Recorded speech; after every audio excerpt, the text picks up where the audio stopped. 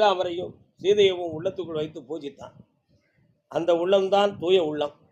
அந்த தூய உள்ளம் உடையவனை தூயவன் என்று சொல்வோம், மாயவன் என்றும் சொல்வோம். ஆகையினால் நம்ம ஐயா கருப்பசாமிக்கு பேரு அழகுமலை மாயா அவதாரன். ஏன்னா ஸ்ரீராமருடைய பிள்ளை, எல்லா நிலைகளும் பெற்றவர். அவருடைய அருளை, அவருடைய நினைவை உங்க எல்லாரும் இதயத்துக்குள்ளும் நம்ம கருப்பசாமியுடைய உருவம் இருக்கு. கண்ணை மூணுனா இங்கே உள்ள சாமி உங்களுக்கு தெரியும்.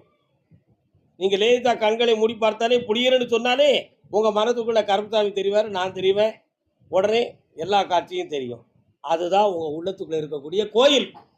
அந்த கோயிலுக்கு பெயர் தான் மாசிலாத மனமே ஈசனின் கோயில் என்று சொல்லுது. உங்கள் உள்ளத்துக்குள்ள கருப்பசாமியை நானும் வாழ்ந்துக்கிட்டு இருக்கோம், நீங்கள் எங்களோட வாழ்ந்துக்கிட்டு இருக்கீங்க. உங்கள் அனைவருக்கும் அருளை பொழிந்து புனிதமாக வாழ்வோம் என்று சொல்லி அருள் வாக்கை தொடங்குவோம். வாழ்வோம்.